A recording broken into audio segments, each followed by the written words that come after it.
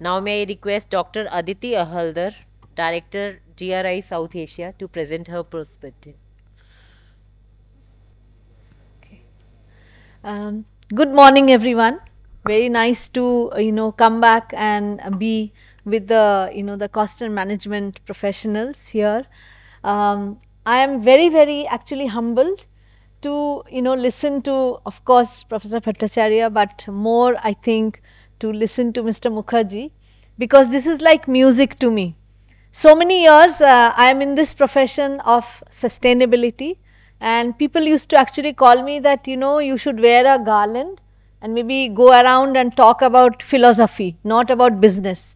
So I have come across from that stage where sustainability used to be synonymous to philosophy and not to business, and that is why this has been a music to my ears to really understand that integrating ESG or integrating sustainability is a larger way of making profit for a very long term, and that is what I think Mr. Mukherjee presented today. And it is not about just the business, but also what I liked is creating the ecosystem for the country and for the region to become more sustainable. I think that is the purpose of business, not just its wealth creation, but also real wealth creation for the entire country and for the region. So thank you, ICMA, for inviting me here. My presentation today would be a little bit different. First, I would like to share who I work with and what is the role of that organization.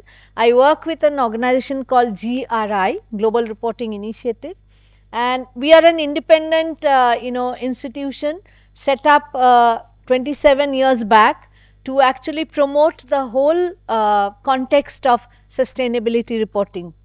And we work with organizations, both government, investors and largely businesses, to look at how they can not only reduce their impacts, but how they can integrate sustainability into their core business so that they are a much responsible organization in the long term.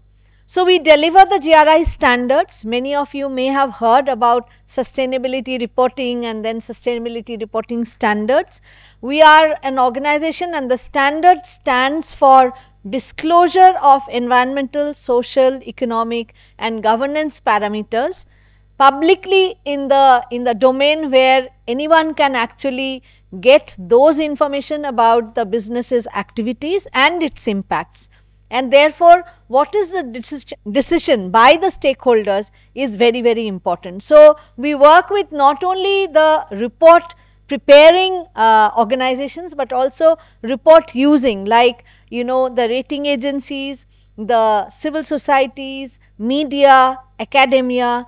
Therefore, make them understand that their common point of reference could be the GRI standard, based on which they do not have to actually make noise, but really collaborate with businesses to make them more responsible. I was hearing, I think, Professor Bhattacharya talking about social activists, and this is, or environmental activists in that case. I think this is where GRI plays a very important role, that we do not have to always make noise, but I think we need that strength of knowledge to bring everyone into coming to a decision where the world can become more sustainable. So that is how we are a multi-stakeholder based organization, and the GRI standard is freely available, no money required, and no transaction happens between us or anyone using the GRI standard for last 27 years. I do not know whether it will change soon, but so far this is a public product which is available to everyone for use. So our focus areas has been to create and maintain the world class sustainability disclosure standards. We drive the global adoption of the standard because we feel this is the common reporting ground based on which companies and their stakeholders can understand where the business is going and how they can become more wealth creating organization. We also work on improving the quality of reporting, because disclosure is very important in the sense that it directly brings about two things. One is the accountability and the other is transparency in the market, and that is why reporting is very essential to promote that ESG is integrated, because I can actually say that I am an honest person, but my real action on the ground will tell me whether I am really using honesty or not, right. So, for a company, if they say that they have ESG integrated, they have to also communicate and disclose very openly that they have done these are the red marks, these are the green marks, and that is what their plan is. Therefore, reporting becomes very, very important.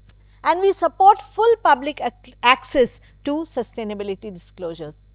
What has happened is all these 27 years is that we see 75% of the largest 250 companies across the world, they have used the standard. And in India, the Tata Group was the first one, as Mr. Mukherjee was mentioning. Dr. Irani was in our board, followed by many others, and today we have Mr. Girish Ramachandran also in our board from India, who are these 10 to 12 people across the world having this complete, control over the GRI as an institution based out of Netherlands. But we are not a Dutch organization, we are an international and independent organization. So, 450 organizations from 68 countries, they are our community members, and we create that ecosystem through these organizations spread across the world. Whenever there is a change in the standard, we have 30,000 people and institutions coming together to maybe change one paragraph in the standard. So, there is a very, very transparent due process which is in place to create the GRI standard, which could be a common ground for disclosing information on ESG. And there are 168 policies from 67 countries which refer or require the GRI standard in their policy and regulation. So, this is where GRI is for 27 years. I will not get into this because of lack of time, and I think there should be more interaction with the audience here. But I thought that this will be a good starting point, because in India or in the world, we are talking about many frameworks and standards. So, there are, just to bring a little bit more clarity for everyone. So, there is this big club of standards which are there, and there is this big club of frameworks which are there, right. You see GRI for 27 years, then the FRAG has just come in, last year. The FASB is there. OECD guidelines have come up for a couple of years. IFC has a standard and the framework in between, they are there. Then ISSB has just come in, right, because IFRS actually was the financial reporting standard, and now they have realized that without sustainability integrated, they cannot move forward, and the world has to be responding to this need that business organizations have a greater role to play, not just making profit and showing their quarterly reports to be going up, but the responsibility of looking at what are the resources they use, including people and the planet, and therefore where are the big footprints happening, and therefore what are the responsibilities where they can plug in the negative impacts and build on the positive impacts. So, this is where the reporting actually plays a very important role. On the other hand, you see frameworks, lot of frameworks including and a couple of them are actually focusing on climate change. But I would like to make a very important note here, which I personally believe, that climate change is one.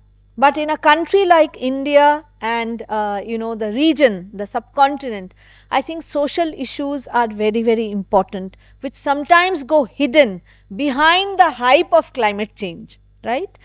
There are many other environmental issues like waste, like water, which are actually having very important trigger point which can take us through a very major crisis, and that is looming, and we are not aware. We feel there are n number of rivers, the oceans are surrounding us, and then we are happy. It is not so.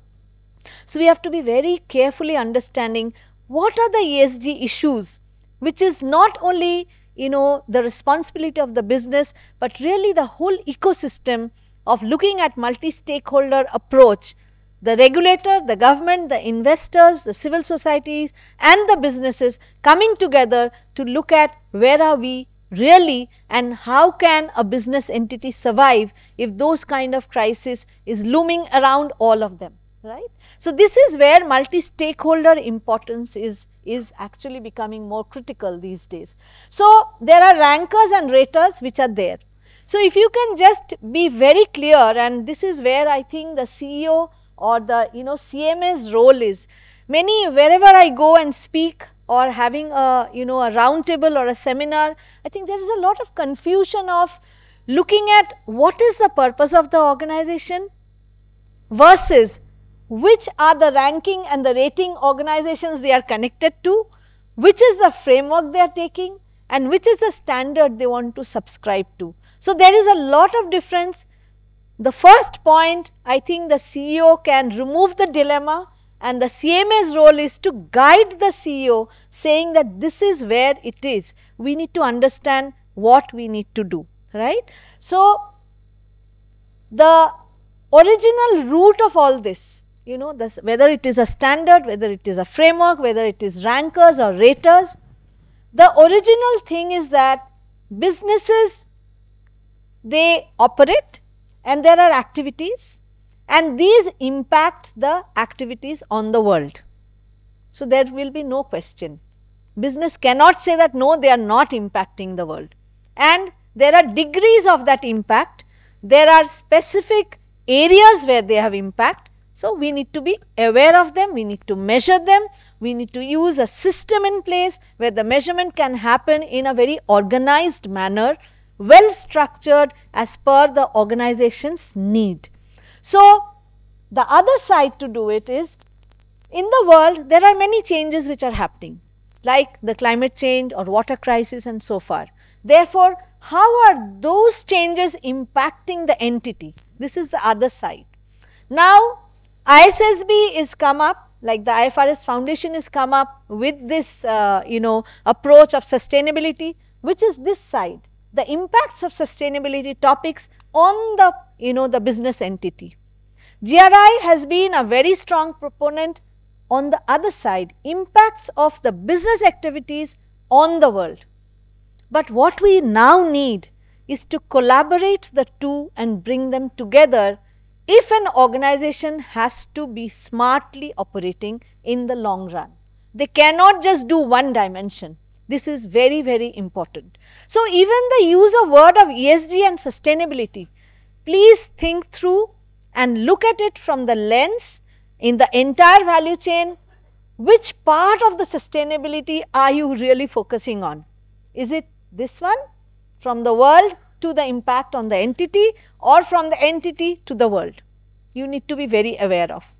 The next point here is that there are different developments which are happening, and therefore, there is the pillar 1 of sustainability reporting, which is on the entity, and there is the on the impact on the world, and pillar 2, which is the strengthened financial reporting, which focuses on companies' disclosure addressing the financial implications of sustainability issues. So, these are the two things you need to understand.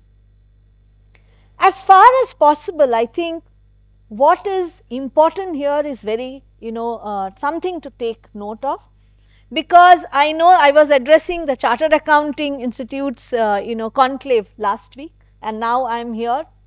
I have great hopes from the the CMAs, because you are the profession who are really the pillar of wisdom and knowledge and your expertise to steer the organization to look at the entire value chain, look at the resources that you use, treat each resources like a capital, and tell the CEO and the board that these are the resources, these are the capital where the large impact is happening, and therefore, our responsibility is to take care of them. It is very simple. Nothing else is required. Yeah.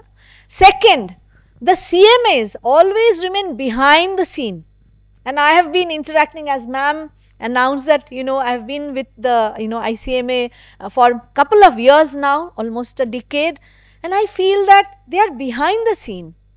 You have to make your presence felt, not just saying I am a CMA, but to give this very wise decision at every point of this decision makers sitting together. I think that is the power that you have, because you have the expertise and the knowledge of all the capitals which is required for an entity to flourish.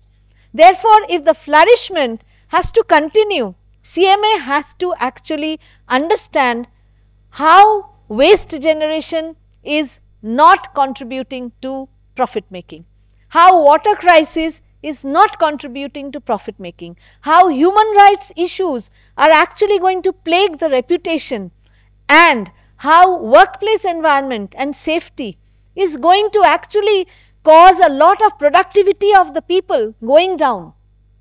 These are the expertise of the CMAs, and therefore the double materiality is like a process and a tool that is available now. It will be increasing. GRI will be working with CMAs to look at this double materiality to be functioning in the company while they assess their performance and their management systems and their strategy, which has to be in place. Therefore, it is not just about the GRI standard, but really what is the purpose of the organization. Yeah. So, my last point that I want to make is that the role of CMAs is to definitely influence the decision of the CEO, who takes charge of the whole organization on behalf of the board. And the execution of this group of people is to really understand what is the purpose of the organization. And I felt very happy to, understand a bit more about the Tata e-mobility, because he shared that the purpose of the organization was not just selling a product, but they are really serving the function of a society. So, this transformation of an entity to not just sell a product, but look at contributing to providing the purpose or the function of a society is very important transformation that a CMA can make it happen. Yeah. So, the purpose of the organization is what? Is it to just make that shareholder number go up? Is it to make the shareholder only just happy? Or do they consider that business entities are part of the society and they have a major role to play in terms of looking at different stakeholder need, and therefore the organization will not be just trustworthy, will be credible, will be also dependable, and therefore they can exist in complete connection with the different stakeholders in place. Secondly, sustainability reporting is a very good profession where everyone, the CMAs, the chartered accountants, the sustainability professionals like us can work and get into signing many more contracts, no doubt about it. But we need to really understand what is the purpose of sustainability reporting. Is it to just do the checklist because it's a mandatory requirement by a regulator? Is it to do something because I feel I can touch a publication which is giving me a feel-good factor? Or is reporting really connected to my second point, which is enhancing the culture of accountability throughout the organization? So, if any water crisis happens, am I accountable as a business entity? If a pollution is happening, am I accountable for that pollution? If some rehabilitation needs to happen, how am I being accountable to all those people who have contributed to the the wellness of the entity? And the last point is build on the build an organization of trust, and therefore whether you are behind the scene or coming up front to make all those decisions or facilitate those decisions, I feel CMAs have all these roles which are much larger than just looking at giving an assessment report. Thank you very much. I would love to converse with all of you later if need be. Yeah. Ma'am, see, now we can monitor what emissions we are doing, so it is easy to control. Okay. Now the problem with Indian business sector. Huh. Sure. Okay. So the problem with India is that we are manufacturing hub.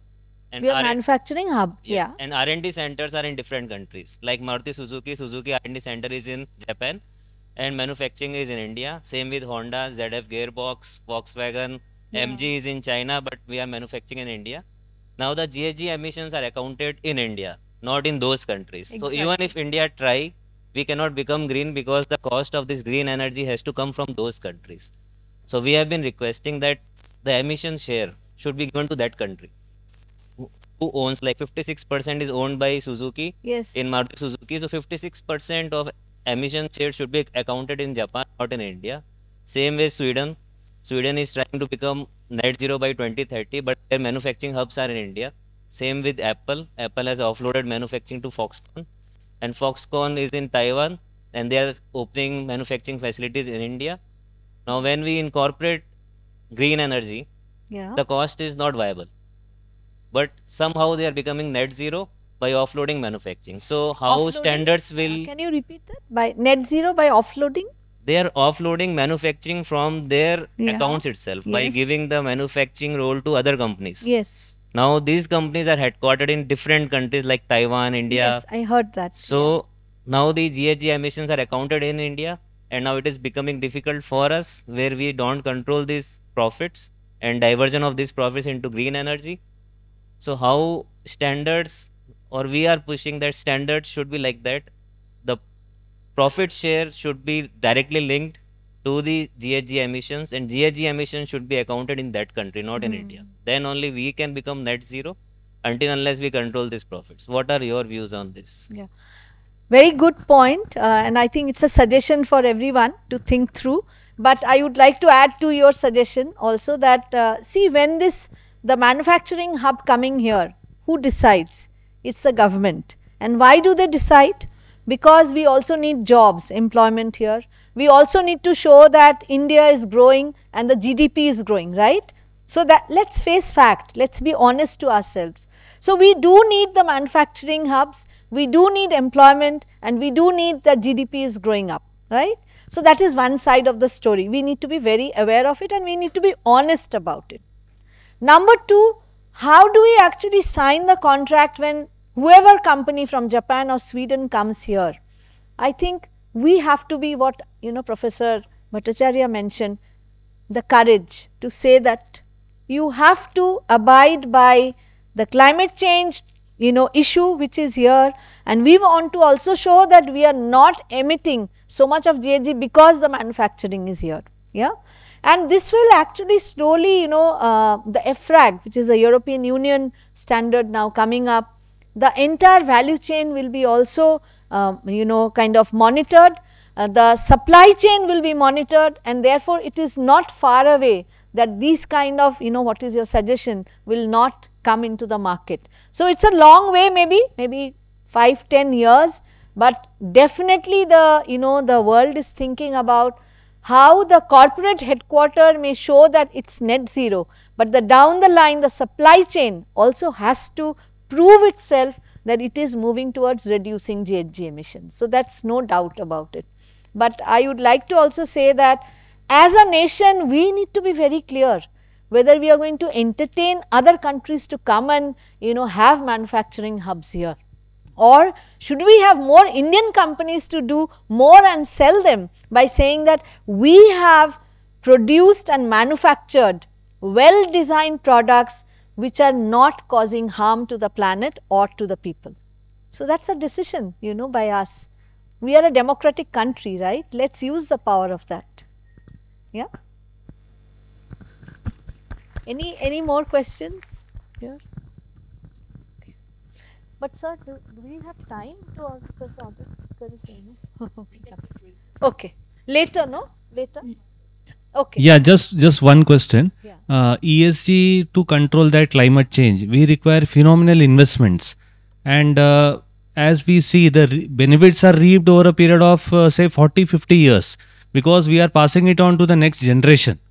So when such a phenomenal investment is required, the government should bring up some PLI schemes where the phenomenal investments will be reaped over, and the corporates can definitely go ahead and invest, so that there is no pinch as such, and it will not affect the financials immediately. So the suggestion is, can we have it like a machinery type? If we have, say, if we invest in machines, we claim depreciation. So like if we invest in this criteria, so can we claim through the CSR route, can we have some type of incentives? That is my query. Question Yeah. or suggestion? Suggestion as well. Okay. So, okay, to add similarly, I will add to your suggestion. First is that, businesses use the resources which are sometimes freely available, okay? No one questions, they use it. So, I think there is a trade off in that. We need to be very aware of doing the real accounting. We just do an accounting when we invest in infrastructure and we look at the price and we say, okay, this is the investment. So, number one is to do the real accounting of intangible resources. Yeah, that is very important. Yeah. Number two is that when there are many infrastructure requirement, like you say humongous investment, that is I think a perception. I am sorry to, I differ with you. Many times sustainability can be well integrated by just changing human behavior, bringing a culture of change like safety. Safety is not always requiring, infrastructure changes. Safety requires a cultural change, that I value my life and therefore I need to be safe. So, of course, there could be some trainings required to, say that this is, you cannot do this, you can do this, and so on and so forth. There are many issues like this which have to be actually looked at, where the business is making the largest impact. Look at where you need infrastructure changes, where you need technological changes, where you need behavioral changes, where you need management changes. Then only, say that this needs a humongous, change, right, humongous investment, because I think that is a perception not based on facts. Yeah. So, therefore, for facts, start measuring what is most important to the entity, where are the risks and opportunities, and therefore, my investment in terms of technology, innovation, science, behavior, education, where do I start? Then it will not, sound that you need a humongous investment in terms of money. Yeah, thanks a lot, ma'am. Thank you. Thank you, ma'am, for such a wonderful presentation and taking up some questions now.